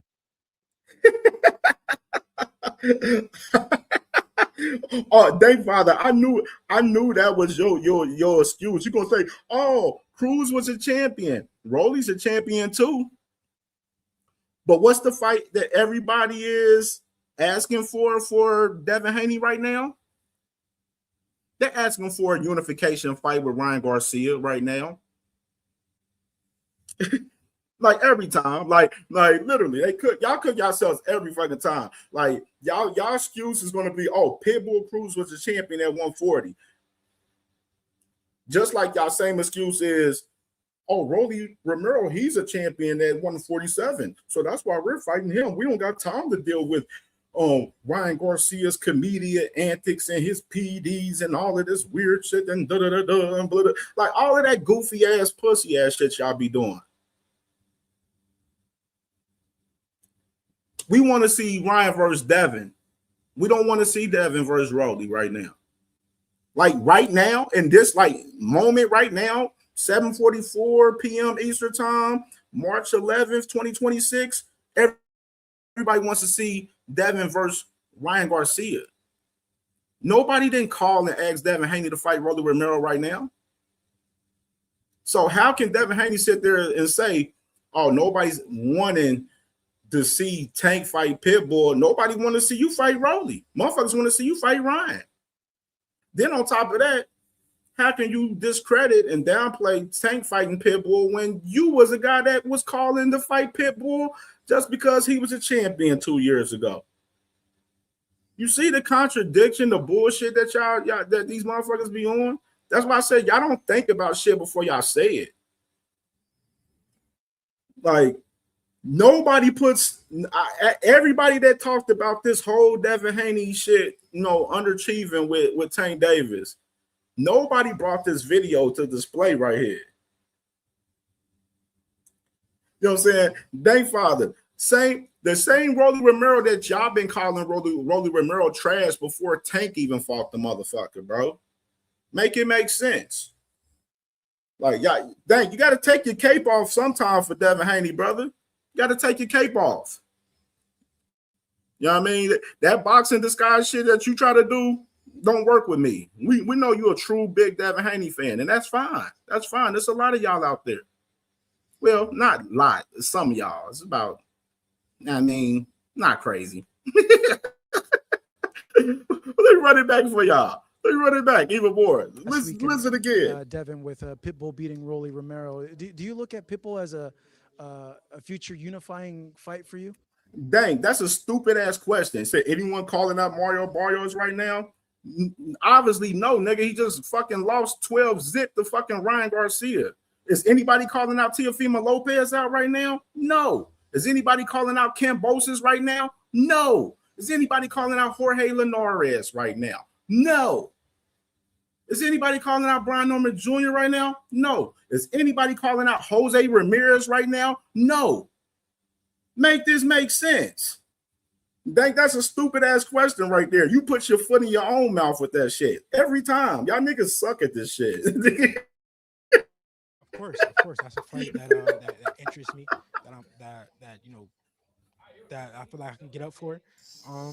Yeah, no, definitely. Once I'm victorious, but only person that's calling the fight T.O. right now is Brian Norman Jr. And I played that interview the other day. Only person. Dang, you lose again. On April 20th, then we can explore that fight. That boy got a big cape on down there, boy, for Devin Haney, boy. Damn.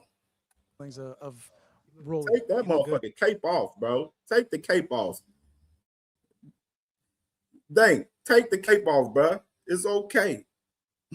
That's why it stuck with me.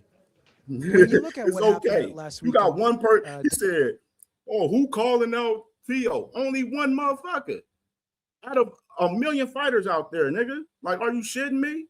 Devin, with Pitbull beating Rolly Romero. Do you look at Pitbull as a y'all niggas can't beat this dub, bro? Y'all can't beat this dub for real. Like, y'all can't beat this dub. Like, real shit. A future unifying fight for you? Of course, that's a fight that interests me. That I feel like I can get up for.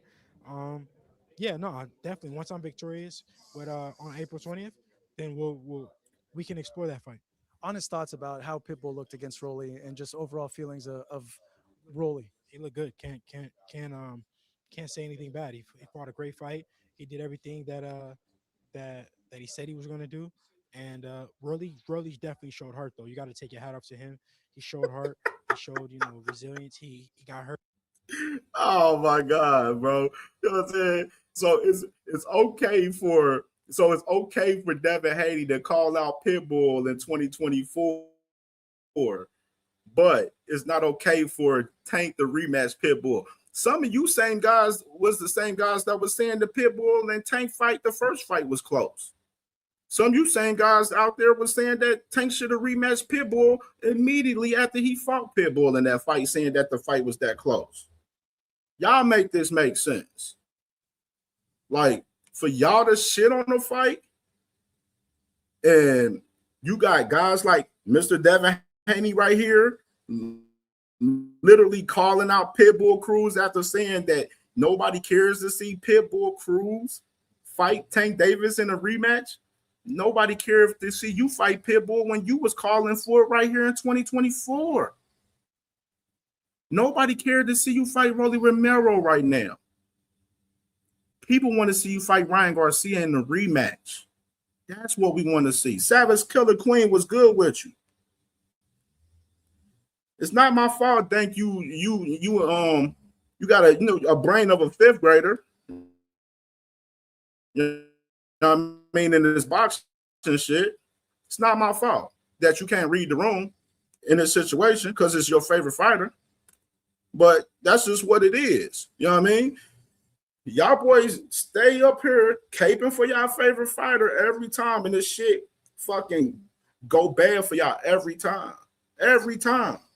Like, how can y'all literally talk about Tank as an underachiever? He ain't fought anybody. He ain't done it. He didn't done anything. When the same guys that y'all favorite fighters is asking to fight the opponents that he's fought and beat already. Literally, the shit is tiring and redundant now with the talking points now that y'all have.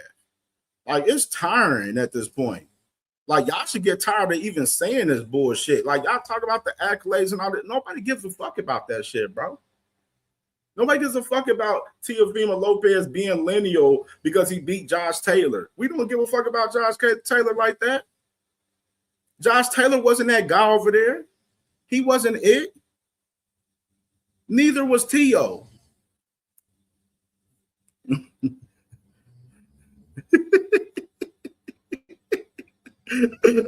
Oh my God, this is so easy, bro. You know what I'm saying? Then y'all talk about the resumes. I've already cooked the resumes of Tank's contemporaries already. I've cooked it millions of times. You know what I'm saying? You got a guy in Devin Haney talking about underachieving when he hasn't even fought Shakur. He hasn't fought Tank Davis. He fought Ryan Garcia. We seen how that shit went. And the only reason why he fought Ryan Garcia is because he was trying to gain leverage to go into a negotiations with Tank Davis. And that shit was a cherry pick gone wrong. You talking about picking fights, and while you got fucking Devin Haney literally talking about Xander Zayas' food, and he want to go up to 154 to fight Xander Zayas because they believe Xander Zayas is food. And people talk about cherry picking. Even though Xander's not cherry picking, it's not a cherry pick. Jose Ramirez was a cherry pick if you want to add context to that. You know what I mean? Like, y'all could have went straight into the rematch. Y'all chose to get a tune-up and fight Jose Ramirez. Y'all didn't want to go into the rematch with fucking Ryan Garcia at that time right after that. Y'all like come on, like, bro, are you shitting me? Like, are you shitting me? Come on, bro. Come on, dog. Like, make this make sense. Like, come on. We got to make this make sense in boxing, bro. There's too many of y'all guys in boxing, bro, dick eating y'all favorite fighters too much, bro. And that's the truth of the matter. Too much dick eating in boxing from y'all fans. Like, too much. Too much. My boy Cash Crypto, he said, Tank got in the game for money, and he made it to the top of the sport, collecting the biggest checks. Underachiever is silly. Absolutely. You know what I'm saying? And in reality, too, one of the big reasons that Devin said that, too, in reality, too, because Devin, in his mind, he still wants a Tank fight. He still wants a Tank fight. And that's reality. And I said it too. It'll be fucked up if that boy Devin and Rolly ends up being on the undercard to Tank Davis and Pitbull Cruz too. That'll be real fucked up. And motherfuckers wouldn't be able to defend shit right there from there. Wouldn't be able to. Said Cash Crypto said nobody will be watching Devin and Shakur fights or highlights 20 years from now, but you best believe that they'll be watching Tanks. That's a fact. That's a fact. I mean, look at it. Motherfuckers a Tank fight, motherfuckers go back and watch that fight a million times. Nobody's going back to watch Shakur. I just told you, Shakur, he got 315,000 views with Teofimo Lopez right now. And it's been a month since that fight. I see you in the comments, Dang. You don't bother me. You emotional in the comments because I said y'all be dick eating y'all favorite fighters. Make this make sense. Dang, man. Dang, bro. Dang, man. Is you salty that I exposed that you're supposed to be this big boxing fan, a big boxing enthusiast, and we fucking uncover the cape? You know what I'm saying? We uncovered the whole shit where we truly see you as a big Devin Haney fan. That's the fact of the matter. You're a big Devin Haney fan, and you show it every day, dang. Hopping in these chats, you show it every day. It said, TJ Tommy said, Devin officially an undercard fighter. Yeah, shit. He fought his last 2 fights on undercards. Undercard to Ryan Garcia and Rolly. Ryan Garcia, the guy that beat him. And undercard to David Benavidez. That's the facts.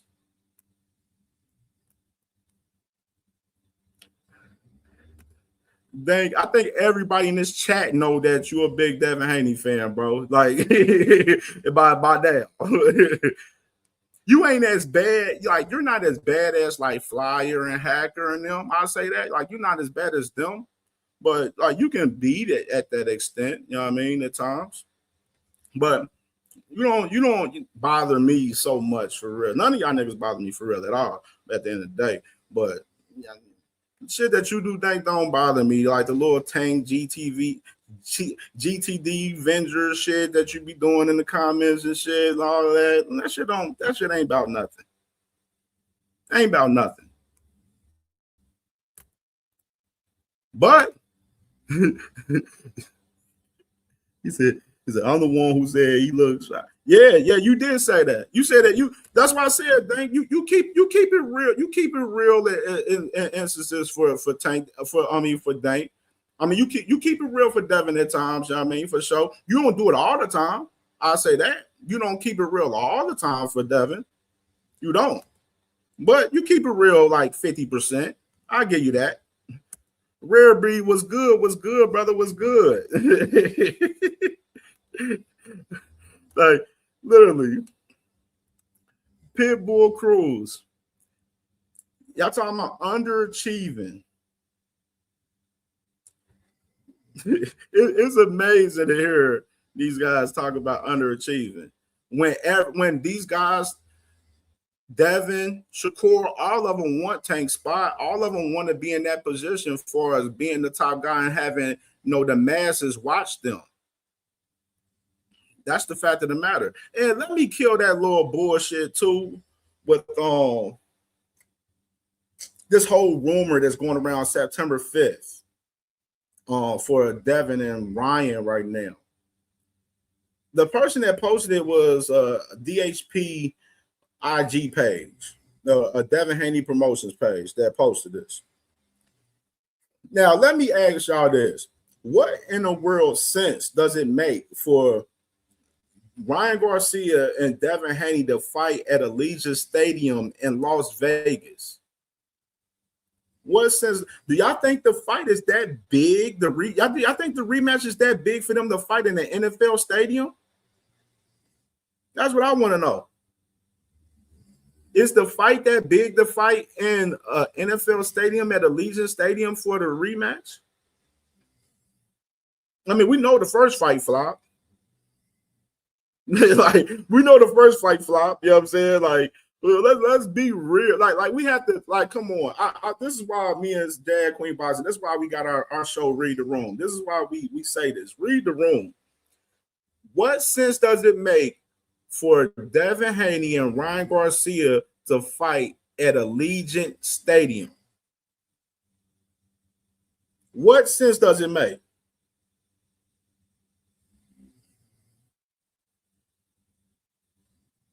I want to know. Dang, what am I making up? What am I making up? We all know we seen Bill Haney out there day of the fight out there comping out them tickets, giving out free tickets for the rematch. I mean, for the first fight with Ryan Garcia, bro. Come on. Like, that's in 4K, nigga. Like, like, come on. I don't have to pour that up. I'll pour that up if I need to, but I don't feel like I need to pour that up. Everybody knows that. Like, what sense does it make for them? And then on top of that, the person who put up the shit, the person who put up that post, nobody else. You got Ryan didn't post it. Who else? Devin didn't post it. Nobody, no boxing media has posted this shit, but a couple of little random ass dudes from fucking Facebook.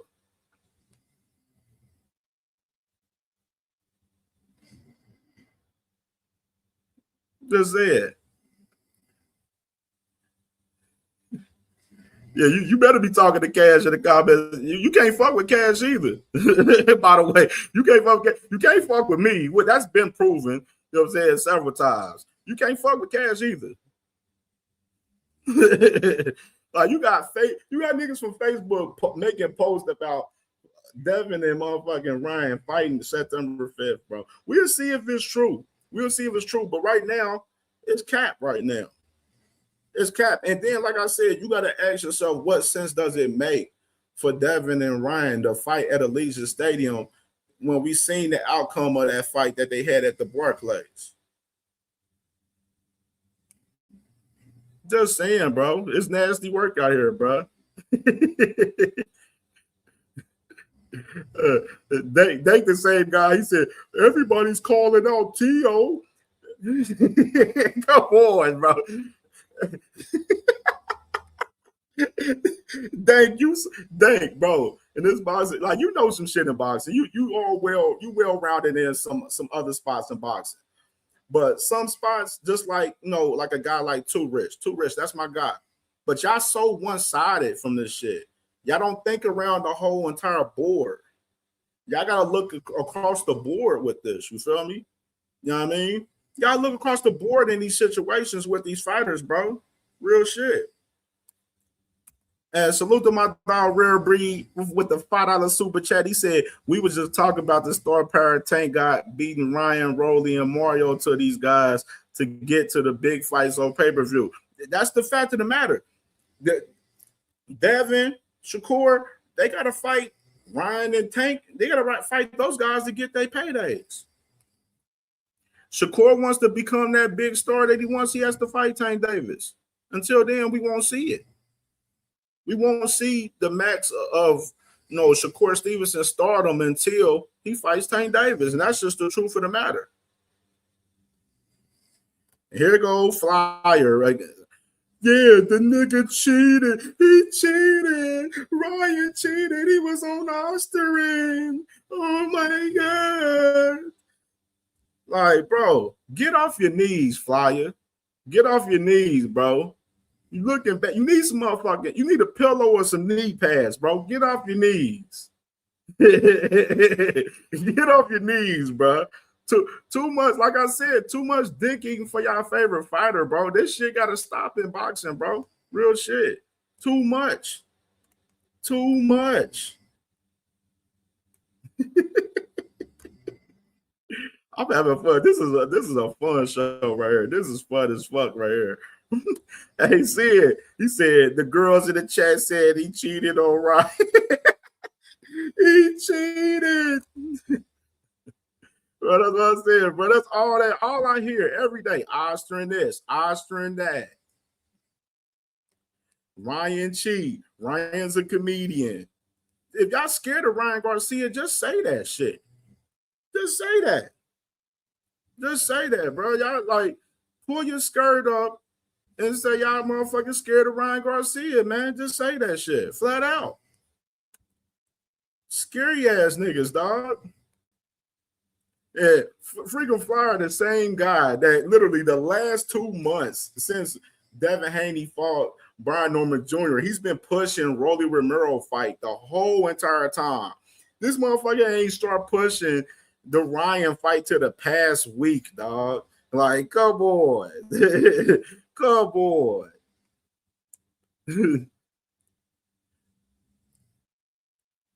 Like, the dick eating be impeccable, bro. It'd be impeccable from you guys. Impeccable. Oh, the Austrian this.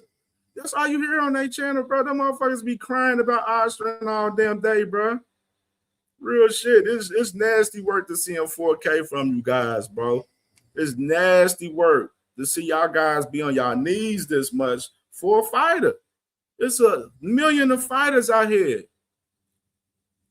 Y'all only talk about 5 or 10 of them. mainly 3. But I guess it just is what it is, man. Y'all guys, y'all can continue to do y'all digging. We're going to continue to keep it real and be 100 over here. You know what I'm saying? At the end of the day, like I said, Shakur Stevenson needs Tank Davis. Tank Davis needs Shakur Stevenson. The fights that the motherfucking Tank Davis, Pitbull, do I like the Pitbull fight? No. I felt like he beat him handily with one hand. But you got to understand it is what it is. He going to do what he want to do. Motherfuckers ain't get flack to these other guys calling out Pitbull Cruz. Devin Haney called him out. Hold on, let me play this back for you. Let me play this back since you in the building, Mr. Flyer. I'll play this back for you. It is hilarious. It's very hilarious, thank Father. It's very hilarious. When you look at what happened last weekend, Devin, with Pitbull beating Rolly Romero, do you look at Pitbull as a future unifying fight for you? Of course, that's a fight that interests me. That I feel like I can get up for. Yeah, no, definitely. Once I'm victorious, but on April 20th, then we can explore that fight. Honest thoughts about how Pitbull looked against Rolly. What's the date? What's the date of that? Let's check the date. 1 year ago, 89,000 views. 1 year ago, Devin sees Pitbull Cruz showdown. So no one cares to fight. No one cares for Tank to fight Pitbull, but Devin Haney wanted to fight Pitbull in 2024 just because he had a title. Intriguing. Intriguing. Y'all niggas suck at this shit, bro. Y'all really do. Y'all suck at this boxing talk. Oh my God, man. But that's all I got, man. Until further notice, man.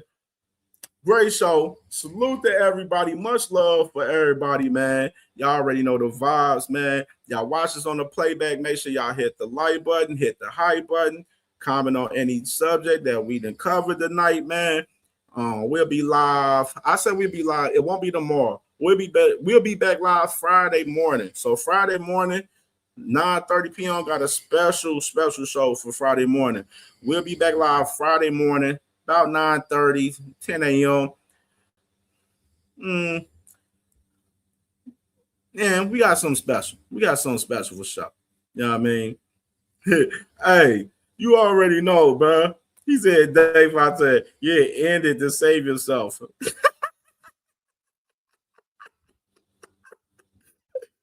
Dave, I had you emotional in the comments. Just imagine how if I had you hit this link, you would be even more emotional up here, bro. If I control you and cook you from the comments, it won't be no different if I have you hit the link and come up here. Like it's been any other time. I cooked you plenty times before on here, it wouldn't be no difference. So I like it better you crying from the comments today. You know what I mean? But salute to Dave, though, man. Salute to my boy Lee Jack, man. Hey, big belt the ass. Big belt the ass. All the time, brother. All the time. All right, man. Salute. Matter of fact, hold on. I'm gonna do this because I'm in this type of mood today. Hold on. Since we on this type of, we on bullshit. Matter of fact, fuck that. Fuck that. I got something real quick. I want to do the end of the show real quick. Hold on. Let me do this real quick.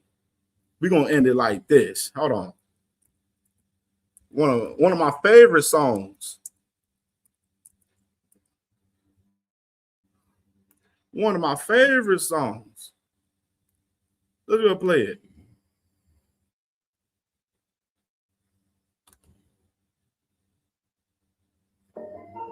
Got that Haney, got that Haney pack going in my lungs. They didn't think that I would win, but I won. They didn't think that I would win, but I won. I got in there and got the job done. I'm the best in the world, #1. Got that Haney pack flowing in my lungs. Really gave that boy some beats, he my sons. He was sleep on the ground, he did not respond. Call the ambulance, Bill Haney, run. Oh my God, why he laying on the canvas? Somebody get that boy some milk and a sandwich. Told him meet me in the middle, he was dancing. Left hook, right hook, 0 chance. Wow. Really did it for the kids, not myself. WC, please, someone take his belt. I really hit him with the left and he fell. The whole world was watching you take a L. They didn't think that I would win, but I won. They didn't think that I would win, but I won. I got in there and got the job done. I'm the best in the world, #1. Got that Haney pack flowing in my lungs. Really gave that boy some beats, he my sons. He was sleep on the ground, he did not respond. Call the ambulance, Bill Haney, run. I'm really blessed and highly favored. This Haney pack, oh Lord. This Haney pack, oh Lord.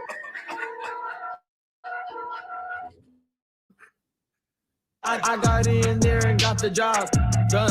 I'm the best in the world, #1. Got that Haney pack flowing in my lungs. Really gave that boy some beats, he my sons.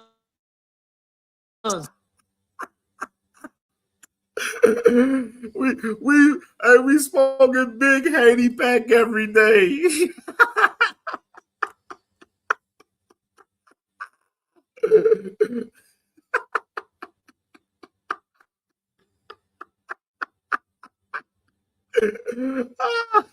Hey, bro, that's even more reason why that man Devin Haney should be fighting Ryan Garcia, man. He still got the song banging and shit, playing Devin Haney cock out here, vowing to retire him and everything out here, man. And Devin Haney trying to fight Rolly Romero. Miss me with the bullshit, man. Hey, we out here. Much love to y'all, man.